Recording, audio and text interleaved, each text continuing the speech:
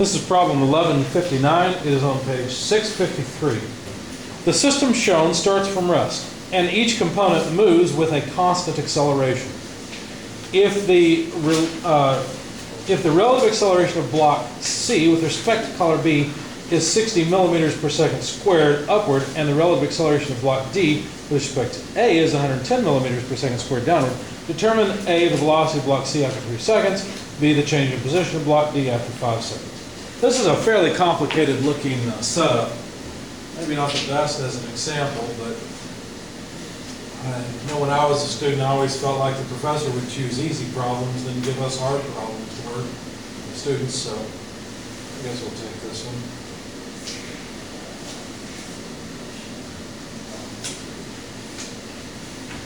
Got several pulleys in here. Some of the pulleys are connected to ground at the ceiling.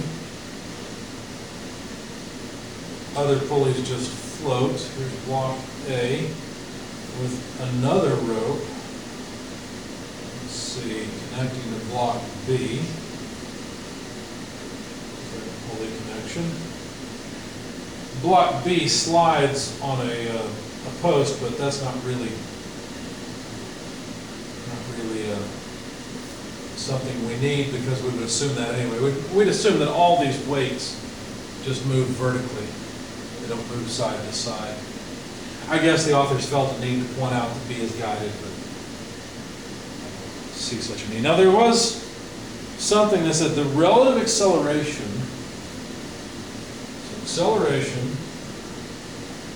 of block C with respect to color B. Block C with respect to B is 60 millimeters per second squared, and that was upward. The relative acceleration of D with respect to A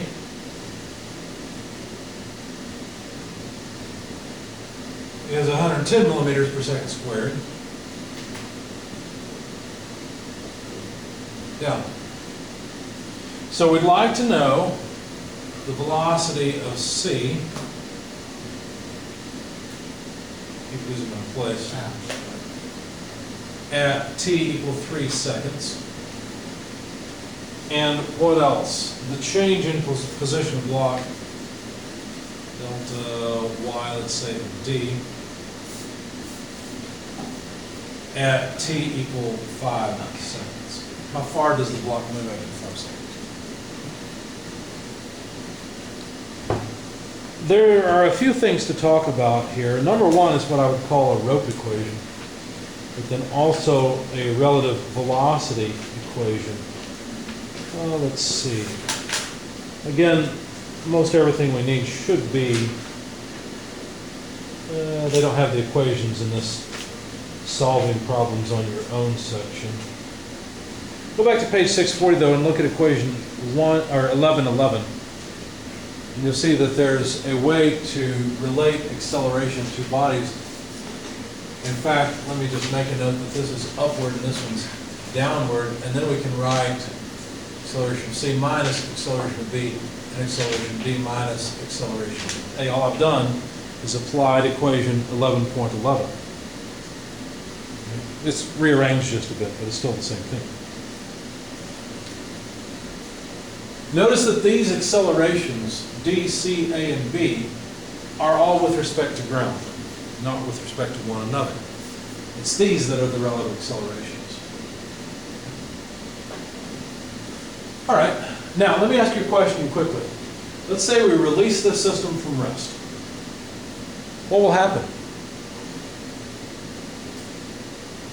That's a good question. It depends on how much weight there is of C versus D versus A versus B, right? We don't know exactly how it's going to move, but notice that at this point, we're only interested in kinematics, the study of motion. We're not interested in what causes that motion.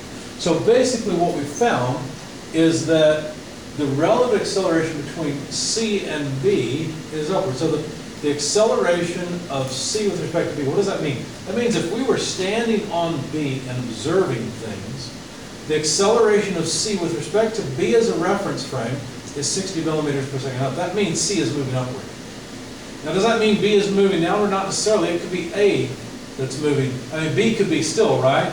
And A could be moving downward. That would work. Or A could be still and B could be moving downward. Or A could be moving up while B moves down a lot faster, right? We don't really know. All we know is if we're standing on B, C is accelerating. Now that's not just, we don't mean velocity. They could actually be moving in opposite direction, but their acceleration, right? I'm sorry, I think I confused velocity and acceleration there in my description. The acceleration of D with respect to A is also known. Okay, they've given it. So if we're standing on D and looking at how A accelerates, well, it'd be at 110 millimeters per second. Okay? So we've got two relative acceleration equations. Seems like we don't have enough equations because it seems like we know something about how this half of it moves and something about how that half of it moves.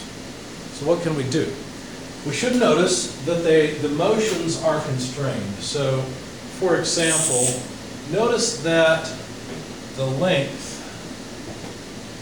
of these segments is constant. In other words, if A moves up and B moves down, then some of this rope is just going to go to the other side. On the other hand, if B goes up and A goes down, some of this rope just goes to the other side.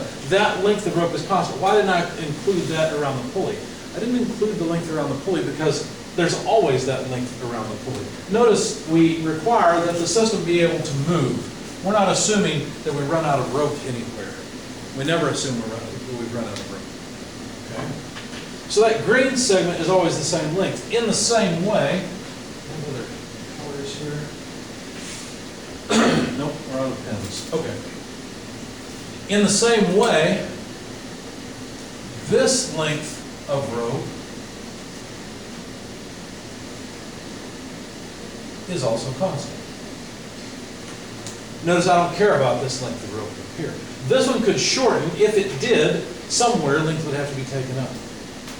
But this length really is irrelevant to my consideration just because each one of these are always the same. They don't do anything interesting. Okay? So how many separate ropes do we have? I count 1, 2 ropes.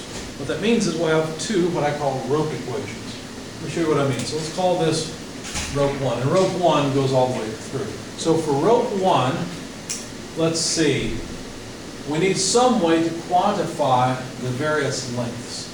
So what we're going to do is take a coordinate system, let's say from the top down, and we'll talk about the position of A. Now I really don't want the position of A to be all the way to block A. Rather, I'm going to take it back to here. Then again, there is just a constant offset distance from here to here. So you see how I have successfully indicated the location of A by this distance. But I don't really even like this distance itself. I think I will go with that distance. See what I'm doing? Because I don't care about that little bit of room. If A were to move down, both of these sides would get longer. So to indicate the length of rope 1, I would start off by saying, well, I've got A and A. I've got the position of A twice. That's these two lengths, right? I could play the same game with B and say that the position of B is just that length. And so what do I have for the length of the rope? Well, there's that length plus that length plus that plus that. That's 2 more, but this time it's XB. You see how this length can be different than that length. They're independent of one another. They're related, but independent. And then finally, there's a position of C. Notice I could go to any arbitrary point I want. There's no pulley here, so I might as well just go to the position of block C. Now, simplifying this just a bit, we've got L1 equals 2XA plus 2XB plus XC. Okay?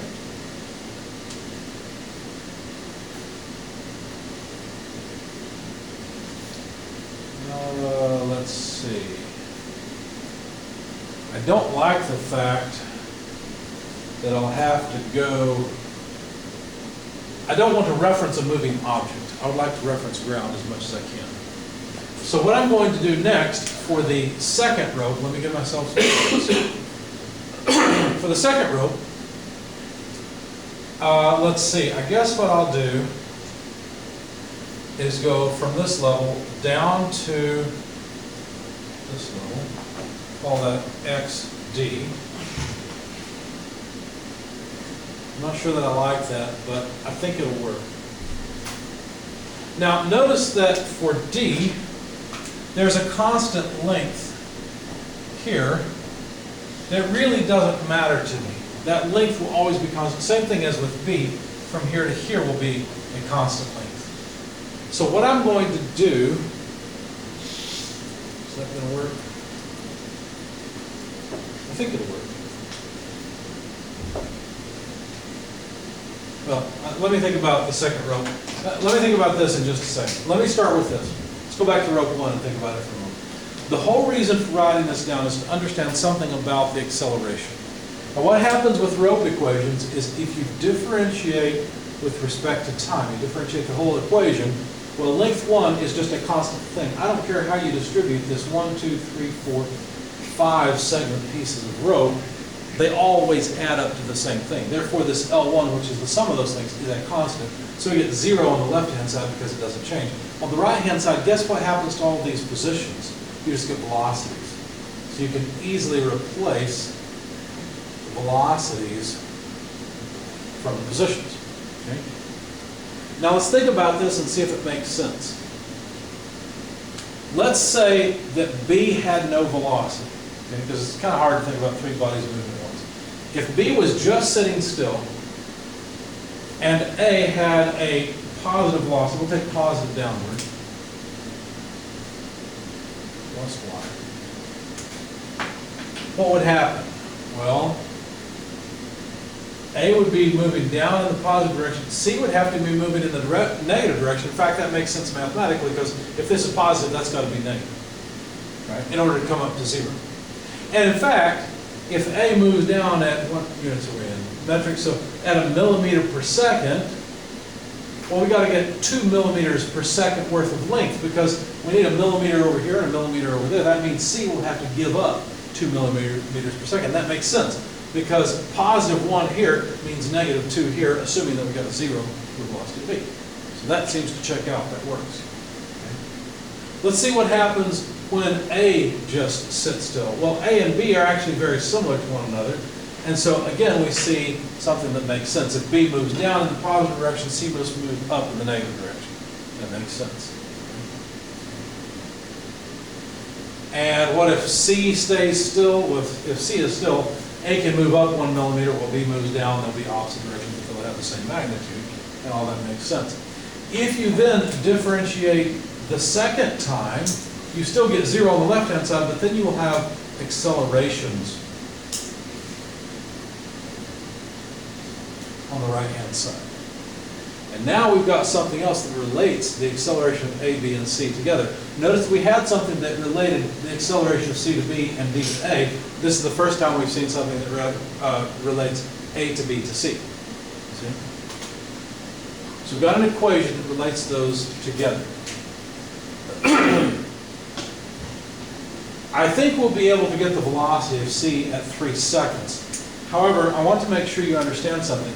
If you release all of these from rest, do you understand that the force applied to D, B, A, and C, even through the ropes, the weights are all they remain constant, right? If the weights remain constant, that means the forces on these bodies are constant. Therefore, the acceleration will be constant. Even as they start to accelerate, the tensions will not be equal to the weight. That's the reason the bodies will accelerate. But there will be constant tensions in the rope, and that will cause constant acceleration. So we can use whatever constant acceleration equation we wish, because we know there's going to be constant acceleration. Okay? Let's try to answer this first question. Now that we've got a relationship between the acceleration of C and B and the acceleration of A, B, and C, hopefully we won't need the second rope yet. I don't think we will until we get to this point. Let's see if we can answer the first question. Excuse me. Now we know that the acceleration of C with respect to B is a number. It's 60 millimeters per second squared, and that's the acceleration of c minus acceleration of b. Okay. So, in my best estimate, it looks like right now we've got 2 equations and 3 unknowns. So at this point, I'm not sure how we'd solve it. Couldn't we use that to represent the acceleration of c, and then you just add the acceleration of b, so you have 2 variables in that acceleration equation?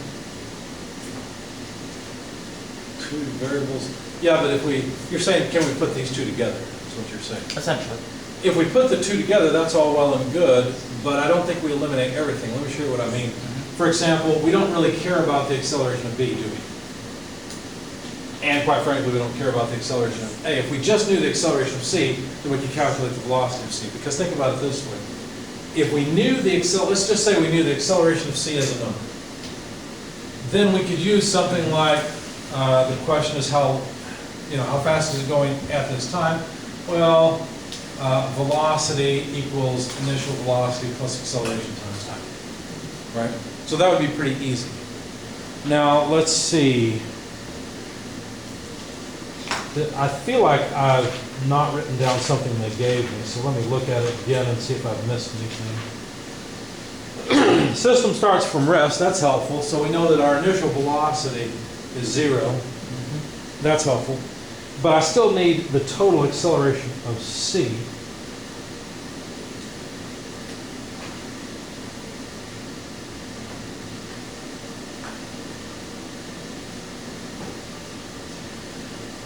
No, I don't think we know enough. I think what we'll have to do is introduce another rope equation, or introduce the rope equation. When we do that, we're going to pick up another variable. We're going to pick up the acceleration of d in that equation. But then we can use this equation. We won't introduce any more unknowns. Does that make sense? Because right now, basically the unknowns are going to end up being the acceleration of a, b, c, and d. That's 4 unknowns. I've already got 2 equations here. I've got a third here, and I can get a 4th rope equation, right? A 4th equation from the rope equation. So I think I will have to figure out, and I'm struggling with this a little bit because I really don't want to deal with a relative acceleration. What I'd like to do is somehow write these 2. Oh, wait a second. I have an idea.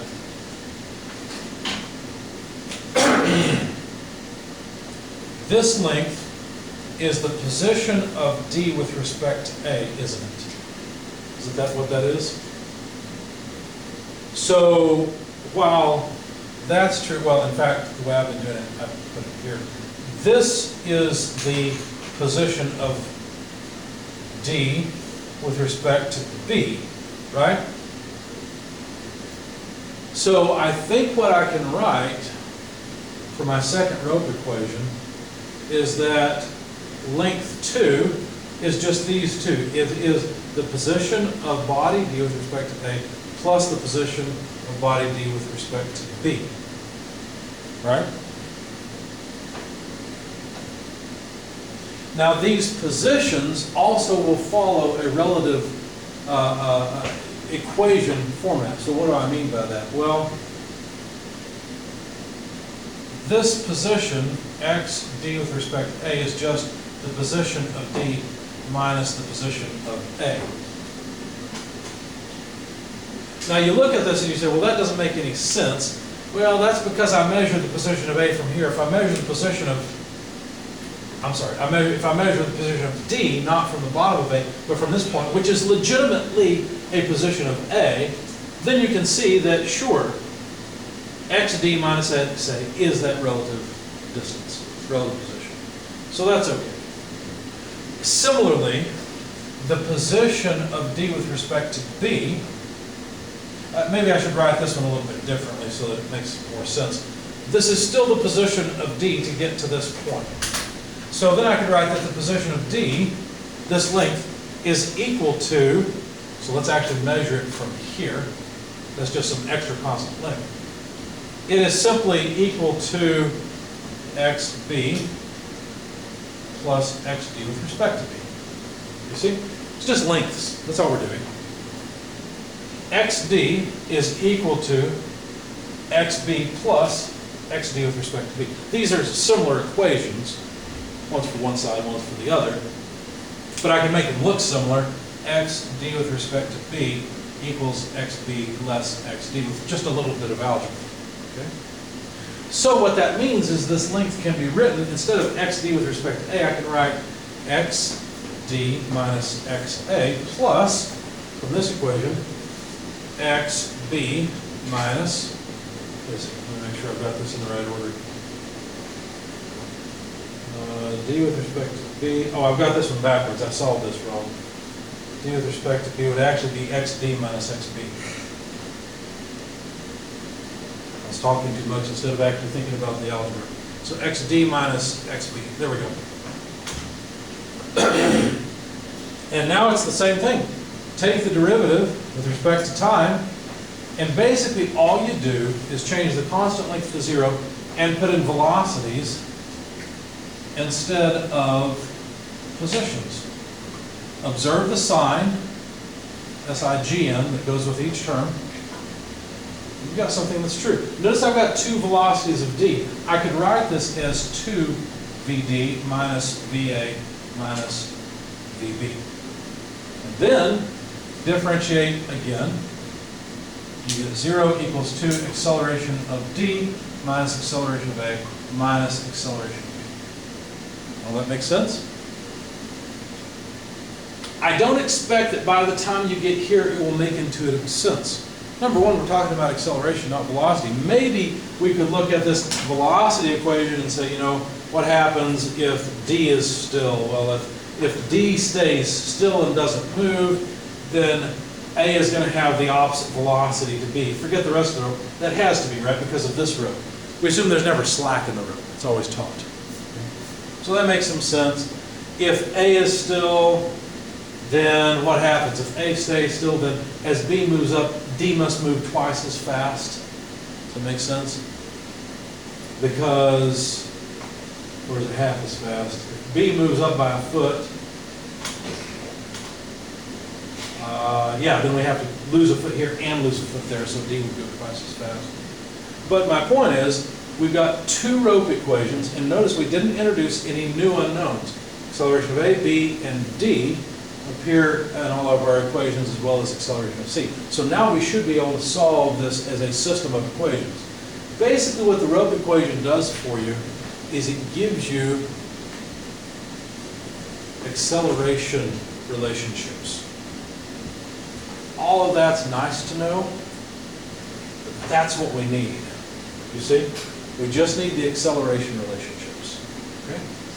Now that we've got them, let's solve them. So probably the easiest way to do that is with some matrix math, or, I don't know. Let me write them down. So we've got, from rope equation 1, we've got 0 equals, I'm going to put these in a reasonable order, 2 acceleration of A plus 2 acceleration of B plus acceleration of C plus 0. I'm adding that 0 to indicate the acceleration of D position. From rope equation 2, we've got 0 equals, let's see, let me flip the signs on this. So acceleration of A, I'm just flipping the sign here. So we got a 0 on this side, it won't affect it. Plus acceleration of B, flip the sign on D, we'd have no C, but we'd have minus 2 acceleration of D.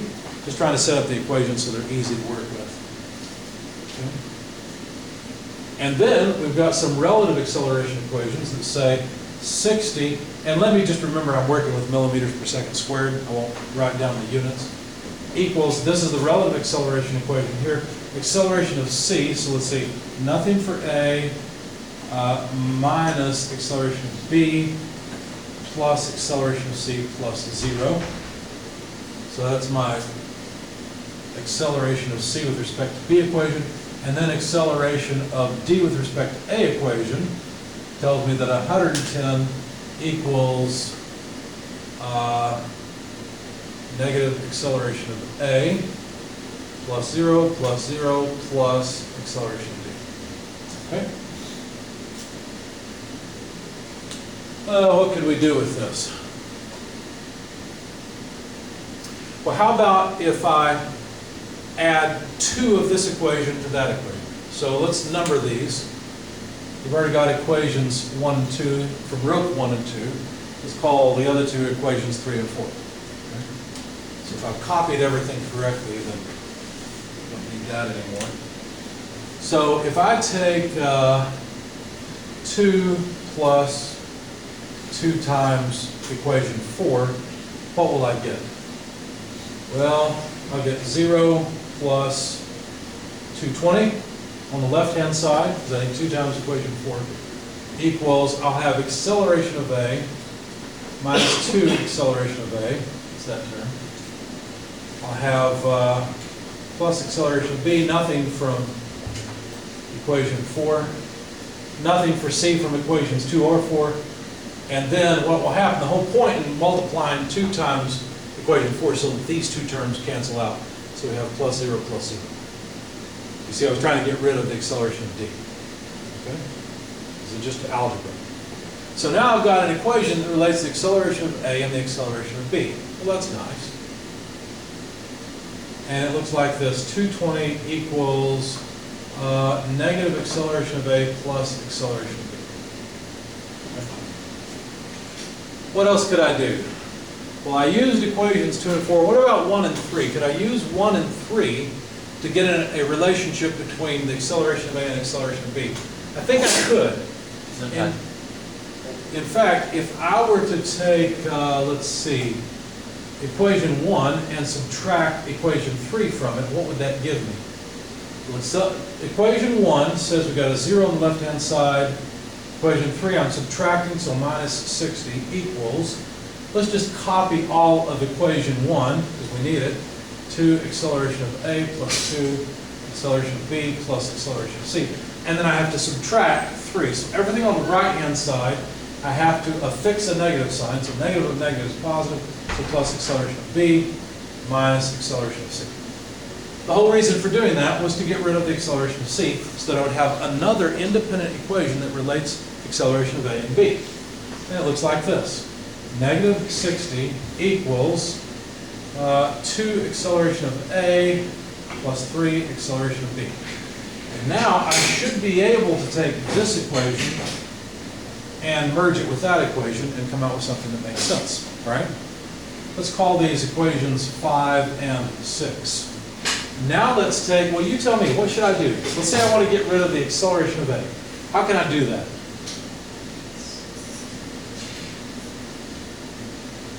How about 2 times this equation plus this equation? Because 2 times this equation ultimately will give me 2 negative acceleration of A's, which will cancel with this. So 2 times equation 5 plus equation 6 should take care of it. So 2 times equation 5, so let's see. 2 times 220 would be 440. Plus equation 6 on the left-hand side, so minus 60 is equal to, we need 2 times 5, so that's minus 2 acceleration of A plus 2 acceleration of B, and then plus 6, so plus 2 acceleration of A plus 3 acceleration of B.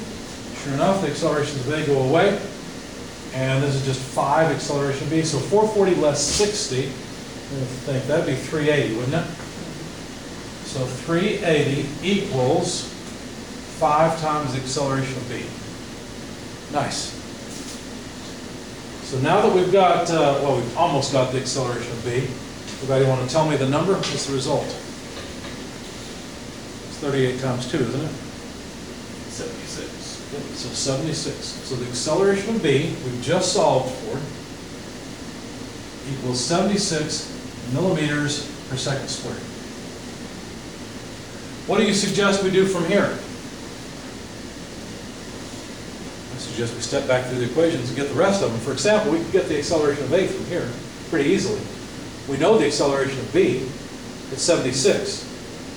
So if we take 76, plug it in here, we can rearrange and solve for the acceleration of A. Let me Let me get rid of these because we've got those equations. Oh, I think I made a mistake. Notice the relative acceleration was positive in one and negative in the other. I think I've made a big mistake. I took both of these relative accelerations to be positive. Okay? I shouldn't have done that. One's positive and one's negative, so we're going to have to go back through this. It's a good thing I didn't erase all that because I've got a bug in my code. All right, so let's figure out which one's negative. So the acceleration of d with respect to a. So if we're standing on d, if we're standing, wait a second. D with respect, so if we're standing on a, I think I said standing on d before, I'm sorry. The second one is the reference, so we're standing on a.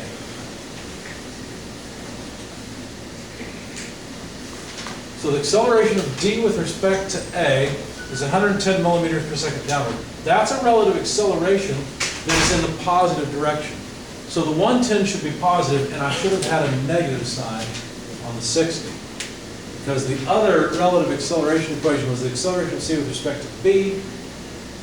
So if we're standing on b, c is accelerating upward, but that's in the negative coordinate direction.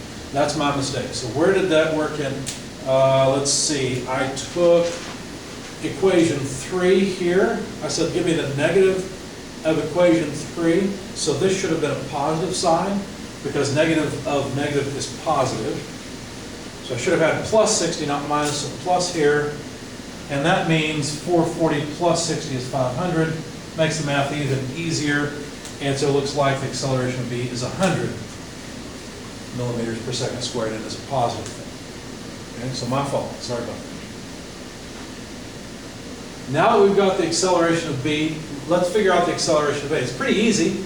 If the acceleration of b is 100, then I just put it over here, we got 120.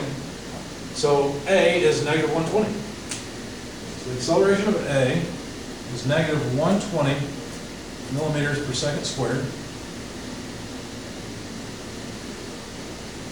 And let's see, we can check it here and see if that works. 120 times, well, negative 120 times 2 would be negative 240. Make some notes, negative 240 for that term. Plus 300, yep, that's a difference of positive 60, so that works. So equation 6 is satisfied. Equation 5 is satisfied. And I think all we've got to do is select an equation like this one right here to solve for the acceleration of d. So from this equation, what would the acceleration of d be? Well, if a is negative 120, negative times negative is positive. 120 on this side, move to the other side, looks like acceleration of d is negative 10. Make sense?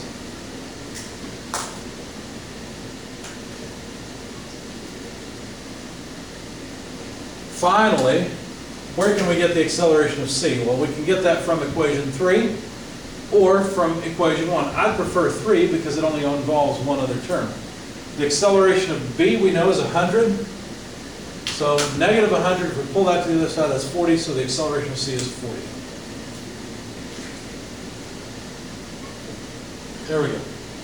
All we've done is a bunch of algebra to solve a system of equations. 4 equations, 4 unknowns. Now I hope I didn't make a mistake. If I did, you'll have to go back through it and figure out what happened. We can double check a couple of things. For example, this is the acceleration of d minus the acceleration of a. Let's see if that equation works. Acceleration of d, negative 10. Acceleration of a, negative 120. And let's see, yeah, sure enough, 120 less 10 is 110. It's positive, so that worked. The other equation was the acceleration of c with respect to b. And that was, I think that was negative 60 equals acceleration of c minus acceleration of b. Let's check. So the acceleration of b is 100. Acceleration of c is 40. So 40 minus 100 is in fact negative 60. So I think we've solved it. Now that we have all the accelerations, we don't need these equations anymore. We need some other equations. In particular, we'd like to know how fast body c is moving after 3 seconds. This is the easy part. The velocity of body c equals the initial velocity of body c plus the acceleration of c times time. We know the initial velocity is 0 because the whole thing starts at rest. So we've got 0 plus the acceleration of c, now we can just look it up, 40 millimeters per second squared times 3 seconds. Should give us what, 340s or 120? There we go. So c should be moving in this direction, the positive coordinate direction, at 120 millimeters per second. Now that tells us that, I mean, just from the diagram, well, let's see, wait a second. I don't want to confuse velocity and acceleration. So there's our velocity at 3 seconds. What about the displacement of d? How would we figure out the displacement of d? There's an equation one of you tried to use in the last example problem, or homework problem, I think it was. How did it go? We want a constant acceleration equation that will allow us to calculate position from a displacement. Isn't it like v equals v naught plus at? That's this, but we don't know time. For this part, well, actually we do know time. Let's see. There's another equation I think I would like to, maybe I wouldn't like to use it. You're talking about x naught plus v naught t? No, I was thinking of this one, maybe I'm wrong. Velocity of d squared equals initial velocity of d squared plus 2 acceleration of d delta, in this case, y of d. Yeah, if I do this, I'll have to know the velocity, so that won't work. I guess I could get it, though. But yeah, I think you're right. I think the other equation would be better. Y d equals y naught d plus v naught y t. Well, v naught y of d, I guess, t, plus 1/2 the acceleration of d, t squared. We're going to take the initial position to be 0. In other words, we're really not interested in where exactly it's at, but how much it has displaced from where it was. That's why this is the reference. We know the initial velocity is 0 because it starts at rest. So all we really need is 1/2 acceleration of d, which is negative 10 millimeters per second squared, times time, which is 5 seconds quantity squared. And so, let's see, this is 25, right? This is 5. 5 times 25 is 125. So minus 125 millimeters per second, if I did the math right in my head. Yeah, 125, so that makes sense. So, well, no, this wouldn't be per second, would it? It's just millimeters of displacement, because seconds are squared and they cancel with these seconds. There we go. So millimeters of displacement. So basically what that says is d moves in what direction? Up or down? It moves up because the coordinate system is positive downward. So d is moving up. That tells me that if I calculate the velocity of d, it should be going up, right? So let's find out. So what is the velocity of d at t equal 5 seconds? Well, let's see. The acceleration's in the negative direction. So sure enough, if I multiply 10 by 5, I get 50 millimeters per second negative. It's moving up. So well, that works. It all seems to be consistent. Any questions about this problem? Probably overly complicated for an example. I mainly wanted you to see how to use a rope equation. This is all just one rope here. This is a separate rope here. So we end up, however many ropes you have, that's how many rope equations you'll have. And then once you've got it set up correctly, replace all your x's with accelerations, right? And the length with 0, because all you're doing is differentiating. Once you do that, if you have any relative motion, you have to do what I've done here, which I've quantified the position of d with respect to a, right? Differentiate that as well, essentially, and you end up with acceleration information. And I think I kind of skipped that. I think I wrote the position equation, and I'm so used to just writing the acceleration, I didn't point out that if you differentiate these equations, they're a lot like rope equations. You end up with accelerations here and relative accelerations. So it's all the same thing. In fact, if you look in your book, go back to, let me find a page for you. Go to page 639, look at equation 11.9, and all they do in order to get equation 11.10 is differentiate 11.9. In order to get 11.11, they just differentiate 11.10. It's just derivatives. No big deal. Questions, comments? All right.